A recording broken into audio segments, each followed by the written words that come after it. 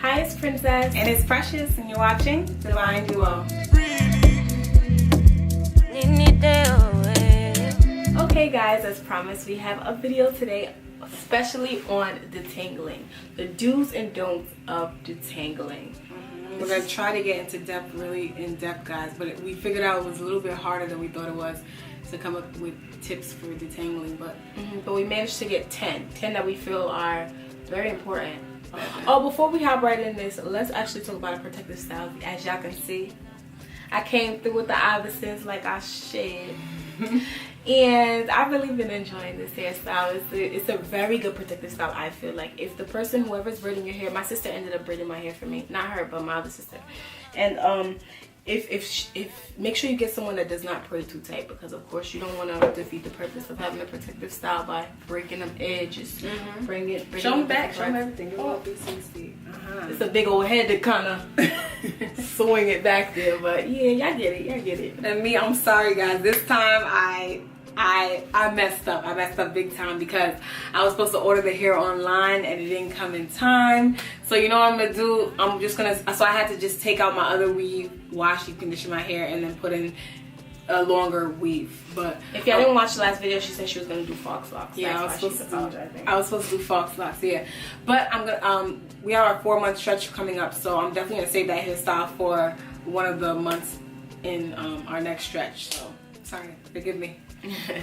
Okay guys, but either way, our hair is protected and it's put away, so let's praise up for that one, because you know this is the last month, and we'll talk about that later. But anyway, let's get to these do's and don'ts. Let's talk about when we detangle for a quick second. Detangling in our regimen, well, in my regimen, usually comes before wash and after a deep condition, basically. That's for me. Like when a deep condition comes, I think it's the same for you, right? Same thing. Yeah, same thing. So let's get finally to these do's and don'ts. Okay.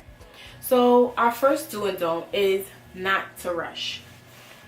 I feel like a lot of people say this all the time, like, you know, be patient and stuff like that, but it's very important to not rush. Like, you don't understand, you just trying to get to the end will end up leaving you with a lot of breakage that you could have saved. Like, a lot of strands that you could have saved is now broken because you wanted to rush and get to the next point. So just, if you're gonna rush on anything else, rush on something else. Like, don't rush on detangling. Rush on nothing. Don't rush on anything. I take that back. Don't rush on anything. Like, if your day is not planned out for your hair for that day, don't do your hair that day. You need to plan out when you're gonna do a detangle, because we need to take our time when it comes to it. We're trying to preserve every single strand. Right. And sometimes you might be rushing without knowing that you're rushing. And you'll find out later when you see, like, you know, some thinning or whatnot. So to be, you know, just be precautious every time you put your hands in your hair. Do not rush. Be gentle. Have time. Plan out your time. Right. Yeah. So make sure you have time for that. For that wash day or a deep condition day before you actually get started, because the detangling process will definitely set you back a couple of steps. Oh yes. Okay, so for number 2, we have don't work on dry hair. When you're detangling your hair and your hair is crispy dry, you're gonna start having some rainfalls, which is some flakiness of the hair. The ends, they're gonna start falling out so much easier. So make sure your hair has a good amount of moisture in it. Whether you spray it down with water or you just spray with a detangling spray, which is what I like to do, or you spray with aloe vera juice. Anything to get with aloe vera juice. Yeah, that's me. Anything to just put a little bit of moisture into it before you put a comb is best, because when the desert, you know, when your hair feel like a desert, it ain't right. No, because then your fingers get stuck. And say your hands is dry too, moisturize your hands as well. Then you got friction going on. For what? Moisturize your hands, because sometimes your hands could just be sucking out all the moisture in your hair too. Moisturize them knuckles. Number 3 we have is don't use a comb with a raggedy teeth. I think that's self-explanatory, but some people be like it's a hold on to their tools until, like, oh, I'm about to go get it with my next paycheck. Like, let me just, like, you know, you just only $1. Like, let's not even think about how much it is. Let's think about the fact that just because you trying to you know, save time, or like, you know, trying to keep your tools that you feel are probably valuable to you, you could be doing some damage to your hair at the same time. So just don't use the comb. I'd rather use your fingers than to use that comb. Throw that comb out. And this goes for clips. This goes for tools that you add onto your blow dryers. All of the combs need to be straight. There needs to be no snags. Because your hair will rip. Yes. And one tooth missing. I said one tooth missing. Just because one tooth is missing, and you probably feel like, oh, your hair surpasses that. No, I'm telling you, it's gonna snag onto your hair. Onto something. Yeah, anything. And that brings us to our next tip, which is these nails. File them. They need to be filed. Yes.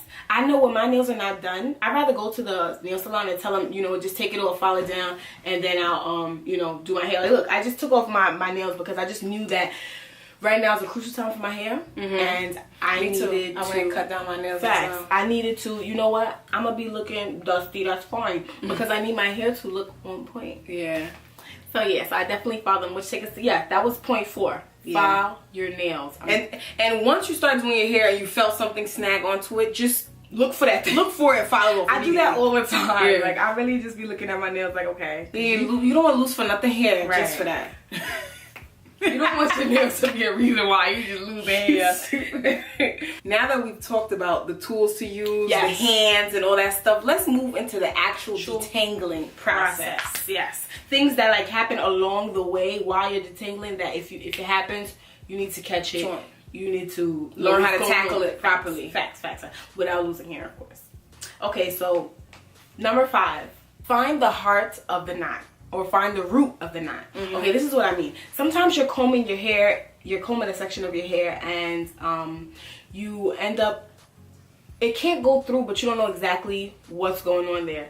Separate that knot from, find that knot. Find the knot. Find the problem. That knot, and you can either find the knot and then hit it right then and there, or comb out the parts that you know you can comb out first, then you'll find the knot. Some hairs can slide out easily, and the more you slide out, the more the knot is coming out, and you're not even realizing it. And then, whoop, the knot is going. Boom, you got the knot, and then you could just get that bad boy out. You feel me? So find the knot. Don't try to just aimlessly, like, just get there. Like, no, you take that bad boy out, and you show that sucker who is boss.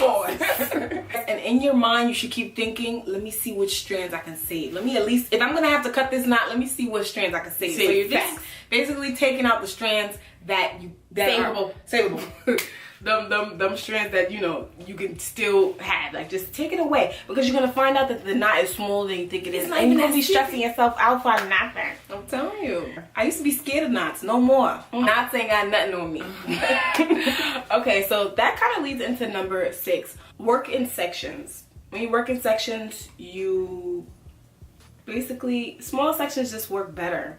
They work better for me, I could say, because if I'm combing all of my hair at once, it's kind of like there could be some knots that I'm not catching, that I'm not realizing are there. And when I have sections, I could get it, my hair detangled more thoroughly.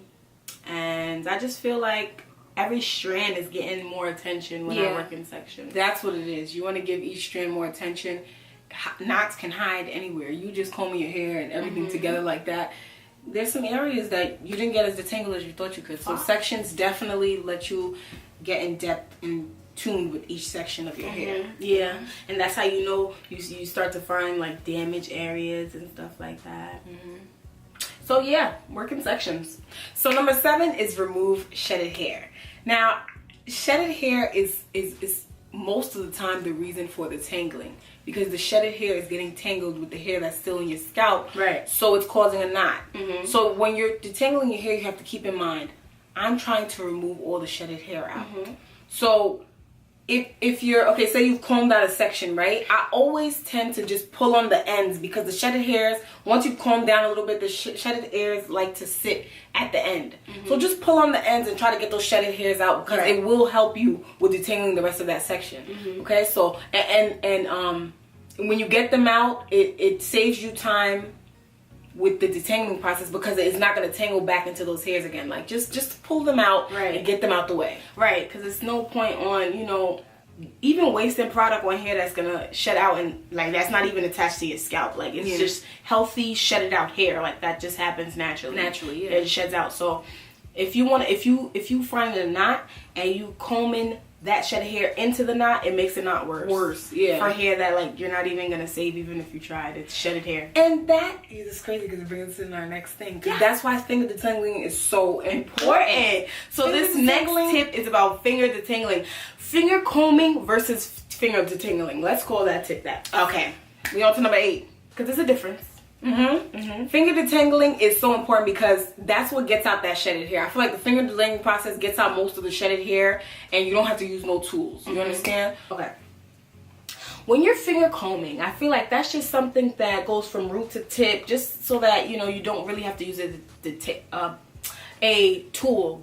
Your hands, you can feel when there's a knot there. So that kind of like you're kind of detecting if there's any more knots. Okay, there's no more knots. Yeah. If you find a knot, that's where finger detangling comes into play. If we want to show you who did her hair. Oh, facts. We can do that. Would you guys like to see who did this? Did my hair? Style? My sister. Come here. Come on here. Hey guys. Wait, come down. Hey. We all cute. So that's when you get to finger detangling. So when you get to that knot, that's where strategic comes into play. Because you can honestly make that knot worse by pulling it in the wrong directions. If you kind of try to get that knot to come out the way it got in there, you could be safe. You could honestly be safe and get no hair taken out. You could honestly, just by zhuzhing it and manipulating it the way you want it to be, it works out. So sometimes when I detangle my hair, you will see me do this, and it's just me like playing with it, trying to get the knot to the bottom as loose as possible, because the tighter and more force that you use, the tighter the knot becomes, if that makes sense. Like when you're tying your shoes, you get a little bit, that's to get it started, if you're trying to get that knot, you're gonna try to be looser. Damn, I wish I could explain this. I know, we have to show y'all. It was so hard to come up with facts without actually showing you guys. It's so hard to describe it. But let's just say this: after you find that heart that she was talking about, the root, it's time to start finger detangling. Yes, finger detangling. You put down that comb and start finger detangling. And not finger combing. You're not gonna just try to do this. No, you're gonna take your time and finger detangle. So another difference between finger detangle and finger combing, because knowing the difference will definitely help you out. This is number 9. Start from the back. I like to start from the back because I can't really see the back. So when I'm starting to detangle my hair and I start from the back, I got energy, I'm happy. You got energy. That's and then, by the time you get to the middle of the detangling, you start getting a little tired. Like, what's so wrong with being bald headed? You know what? Not that bad. It's not that bad. Like, you rather get tired coming towards the front than getting tired going towards the back, because you can't see anything. So that adds the frustration there, you know what I mean? But the front, you get to look in the mirror, you get to actually see the knot, which helps. So if I could recommend anything, start in the back, ladies and gents. Start in the back. And if you don't like that tool, then just start where your main problem area is. Where the coarsest area of your hair is. Yes. Our coarsest area, what do you know, is in the back. Yeah. So. Or like whatever part needs more TLC, start there, because you don't want to end there and end up messing it up. Last but not least, this tip is for if you tried everything and you feel like you're about to get the pair of scissors, like, you know what? I'm done. I'm about to be a bob mommy. You want to try this first. You want to find that knot. Get that sucker, slap that deep conditioner on it, put it under running water, and then try to comb it out. Because running water, I don't know what it is. I feel like it just running water the knots. Helps the flow of hair to go where it's supposed to go. In the right direction. Like that. Yeah. And get a good detangling brush. Don't get like anything. Like, you could start with a wide tooth comb. Anything that you feel like your hair likes most. So yeah, water just seems to be some kind of magical thing that just takes out them tangles effortlessly. And of course, if that doesn't work,